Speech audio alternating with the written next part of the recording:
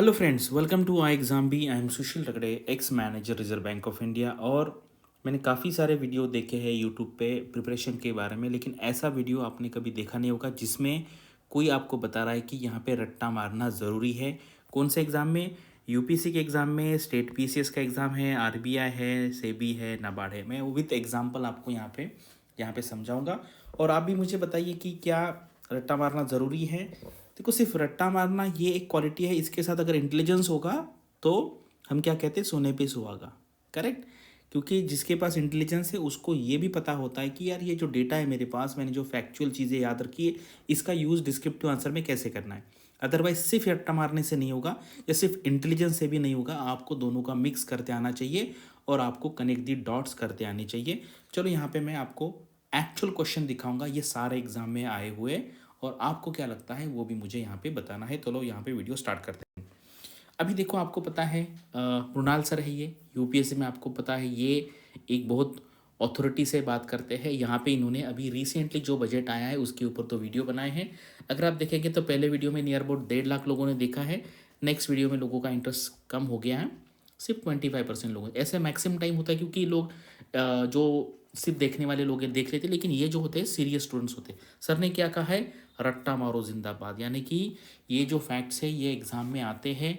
UPSC के paper ले लो आप और मुझे बताओ, रट्टा मारने वाला जो है उसका चांस बहुत बढ़ जाता है प्रीलिम पास करने का, मेंस भी पास करने का। इंटरव्यू पर्सनैलिटी का टेस्ट है, लेकिन वहाँ पे भी कुछ क्वेश्चन यहाँ पे पूछे जाते हैं। ठीक है, ये मैंने अभी यूपीएससी का ये सर क्या कहते हैं मैंने आपको बता दिया है। ये है हमारा रिजल्ट, आरबीआई का रिजल्ट। 70 रिजल्ट्स आए हैं, ऑथेंटिक रिजल्ट है। नबार्ड का इंटरव्यू का प्रिपरेशन चल रहा है, अगर आपको ज्वाइन करना है तो यहाँ पे कॉल करके पूछ सकते हैं। ये सेबी में 50% सिलेक्शन आई एग्ज़ाम भी से है, ऑथेंटिक सिलेक्शन है, डीईपीआर में भी है, डीएसआई में भी है। तो चलो मैं आपको अभी रिसेंटली जो यूपीएससी का एग्ज़ाम हुआ है मेंस का, मैं उसके आपको कुछ क्वेश्चन दिखा देता हूँ। Faster economic growth requires increased share of the manufacturing sector in the GDP, particularly MSMEs. Comment on the present policies. आपको गवर्नमेंट की पॉलिसीज़ पता होनी चाहिए, ये शेयर कितना है ये भी पता होना चाहिए, तभी आपके आंसर को वेटेज आएगा। हवा में लिखने से कुछ नहीं होगा। ठीक है। लैंड सीलिंग क्या है, पॉलिसी क्या है लैंड होल्डिंग की, ये पता होना चाहिए। चेंजिंग क्रॉपिंग पैटर्न्स है, चेंजेस कंजम्पशन पैटर्न्स है। पैटर्न्स का मतलब आपको कुछ ना कुछ डेटा देना पड़ेगा, अदरवाइज यहाँ पे आप क्या लिखेंगे। Teachings of the Guru Nanak ji, correct है। जो लोगों को पहले से इंटरेस्ट है या जो हमारे सिख भाई है उनको तो ये पता होगा, लेकिन बाकी जो लोग हैं उनको तो पढ़ना पड़ेगा। जैसे अभी गुरु नानक जी का पूछा है, उसके बाद गौतम बुद्ध का पूछ सकते हैं, उसके बाद महावीर जी का पूछ सकते हैं। बहुत जैसे आपको पता है बहुत सारी अलग अलग फिलोसॉफीज़ होती है। तो ये आपको यहाँ पर पता होना चाहिए कि जैसे अगर आप देखेंगे पेंटिंग्स के बारे में क्वेश्चन आता है। ठीक है, आपको पता है अलग डिफरेंट डिफरेंट टाइप की पेंटिंग्स है। उसके बाद आपको पता है टेम्पल्स के स्ट्रक्चर होते हैं, उसके बारे में क्वेश्चन आता है। तो बहुत सारे यहाँ पर क्वेश्चंस आते हैं। वैदिक पीरियड में कैसे था, मुगल पीरियड में क्या था, उसके पहले क्या था, ये आपको याद रखना पड़ेगा, अदरवाइज आप आंसर यहाँ पे नहीं लिख सकते। National legal services authority NALSA क्या है, इसके प्रोविजंस क्या है, ये जब तक आपको पता नहीं होगा यहाँ पे आप आंसर नहीं लिख पाओगे। ठीक है। अभी ये नाबार्ड है, ये नाबार्ड का ग्रेड ए का जो पेपर है उसका क्वेश्चन है। 12 मेथड्स एक्सटेंशन के क्या हैं, फैक्चुअल फिगर्स यहाँ पे बोले हैं इन्होंने। ये नरेगा में कितने डेज़ का यहाँ पर वेज मिलता है, यहाँ पर रेट क्या है, ये 6000 करोड़ का जो एलोकेशन हुआ था वो कहाँ पे हुआ था। उसके बाद ये आरबीआई का है, दिस इज़ आरबीआई का एफएम।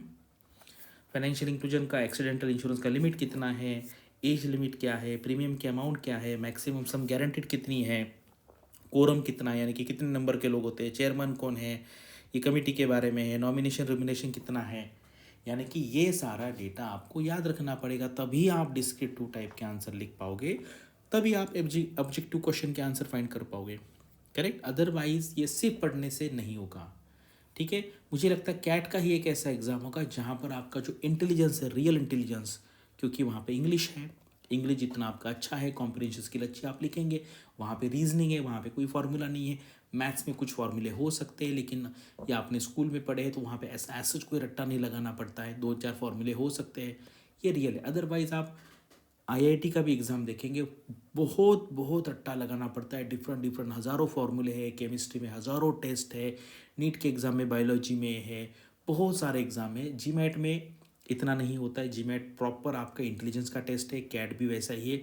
अदरवाइज मैक्सिमम जो एग्ज़ाम्स है इंडिया में, वहाँ पे आपको रट्टा लगाना भी आना चाहिए, उसके साथ इंटेलिजेंस भी होना चाहिए। सिर्फ रट्टा लगाने से नहीं होता, लेकिन without any data any facts आप हवा में आंसर नहीं लिख सकते। मैं आप यहाँ पे क्वेश्चन दिखा रहा हूँ, ये देखो, ये फुल थ्योरी है, ये डेविड मैक्लेरेंस नीट थ्योरी क्या है, मॉस्लो की क्या थ्योरी है, theory X theory Y, correct है, रेवन की क्या है, ठीक है, फ्रीड फिडलर क्या है, कर्ट लोविन है, पाथ गोल थ्योरी, ये सारी थ्योरीज है। अगर आपने नहीं पढ़ी तो आप आंसर नहीं लिख सकते, पढ़ना भी पड़ेगा, रट्टा भी लगाना पड़ेगा। तो ये मैं आपको यहाँ पे बताने जा रहा हूँ कि रट्टा लगाना पड़ेगा। अदरवाइज़ मैंने देखा है कि जीए में लोग अच्छा नहीं परफॉर्म कर पा रहे, ठीक है, आरबीआई में तो ठीक इतना प्रॉब्लम नहीं है, लेकिन बाकी जो एग्ज़ाम्स है जहाँ पे बहुत हाई कॉम्पिटिशन, आरबीआई असिस्टेंट में भी मैंने देखा है कि लोग जीए में फेल हो रहे हैं। उसके बाद आप देखिए ईएसआई में है, बहुत कम लोगों को स्कोर आ रहा है क्योंकि वो रट्टा नहीं लगा पा रहे। तो रट्टा लगाना भी आना चाहिए, एंड उसके बाद दिमाग भी होना चाहिए, उसको कनेक्ट दी डॉट्स भी करते आने चाहिए, अच्छे लिखने का स्टाइल भी होना चाहिए, इंग्लिश भी अच्छा होना चाहिए। जब ये सारी चीज़ें होगी तभी आपका रिजल्ट यहाँ पर आएगा। अभी डिस्क्रिप्टिव क्वेश्चन है ये, ठीक है, ईएसआई का पेपर है, report and currency and finance अगर नहीं पढ़ा है तो क्या लिखेंगे, मैक्रो इकोनॉमिक फैक्टर्स के बारे में था, लैंड मार्क ग्लोबल कोलैबोरेशन के बारे में था, की components of the goal of the UNDP है, नहीं पता तो क्या लिखेंगे, explain the monetary policy measures क्या क्या है, three schemes on employment and poverty alleviation. तो पढ़ के अंडरस्टैंड भी करना पड़ेगा, कंसेप्चुअल अंडरस्टैंडिंग भी होनी चाहिए, क्योंकि आपको 2000 वर्ड्स लिखने हैं, ईएसआई के पेपर में 2000 वर्ड लिखने हैं, फाइनेंस के पेपर में 2000 वर्ड लिखने हैं, और नियर अबाउट 1000 के आसपास वर्ड आपको इंग्लिश में लिखने हैं, ठीक है। तो इसलिए आपके पास कंटेंट यहाँ पर होना चाहिए। अभी देखते हैं डिस्क्रिप्टिव क्वेश्चन में क्या आया था, कब यह ऑर्गेनाइजेशन इस्टेब्लिश हुई, ईयर पता होना चाहिए, कौन सा डेवलपमेंट राउंड है, ये सारे राउंड है, इसका ईयर भी पता होना चाहिए, उसमें क्या क्या किया ये भी पता होना चाहिए, सारी चीज़ें पता होनी चाहिए। Maximum number of angel investor कितना है, ये सेबी का पेपर है, मैक्सिमम पीरियड क्या है, ये ट्रू क्या नहीं है, यहाँ पे अंडर सेक्शन ये अलग अलग आरबीआई का एक्ट है, नेट ओन फंड क्या, ये सारा डेटा आपको पता होना चाहिए।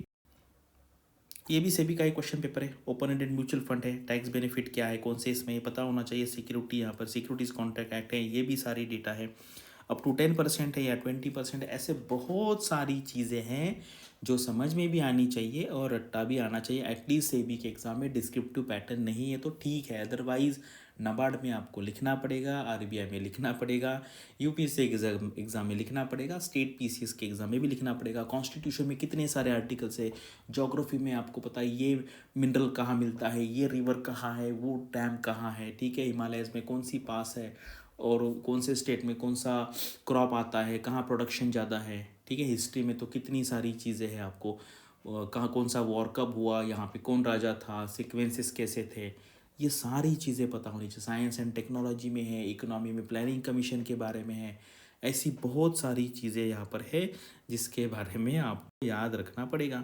अब ये रिसेंटली एक रिपोर्ट आया है तो आपको पढ़ना पड़ेगा, सिर्फ पढ़ने से नहीं होगा, समझना भी पड़ेगा और याद भी रखना पड़ेगा। तो कहने का मतलब ये है कि देखो गवर्नमेंट स्कीम के बारे में कितने क्वेश्चन था, ये है आरबीआई ग्रेड बी फेज 1 जीए का एनालिसिस, सारे क्वेश्चन हैं, मैं इसका लिंक दे देता हूँ, आप देख लीजिए और मुझे बताइए कि जो एग्ज़ाम मैंने इसमें बताया है आरबीआई नाबार्ड से भी, स्टेट पीसीएस यानी कि यूपीएससी जैसे ही क्वेश्चन होते हैं, स्टेट स्पेसिफिक क्वेश्चन होते हैं, एंड मेन यूपीएससी का पेपर, आपको क्या लगता है रट्टा लगाना अच्छा इम्पोर्टेंट है या नहीं है, और आपको आता है क्या नहीं आता है। और मैंने मेरे जितने सारे क्लासेस हैं, मैं हर क्लास में कुछ ना कुछ एक रट्टा लगाने का भी एक टैक्ट होता है, किस तरीके से लगाना है, कुछ स्टोरी बनानी पड़ती है, कुछ कनेक्शंस बनाने पड़ते हैं। मैंने बहुत सारे क्लासेस में बहुत सारे एग्जांपल दिए और स्टूडेंट को क्लासेस में एक्चुअल प्रैक्टिकल करके दिखाया। लास्ट ईयर तो मैंने एक इमेज था 10-15 मिनट में, हम वहाँ पे कम से कम 20 कुछ नाम थे वहाँ पे और कुछ नंबर थे, सारे हमने याद किए कुछ ना कुछ कनेक्शन लगा के। तो ऐसे आपको करते आना चाहिए, अदरवाइज सिर्फ पढ़ने से नहीं होगा, आपको याद भी होना चाहिए। आपका क्या व्यू है यहाँ पर कमेंट सेक्शन में मुझे बताइए। Thanks for watching this video and all the best for your studies and upcoming examinations.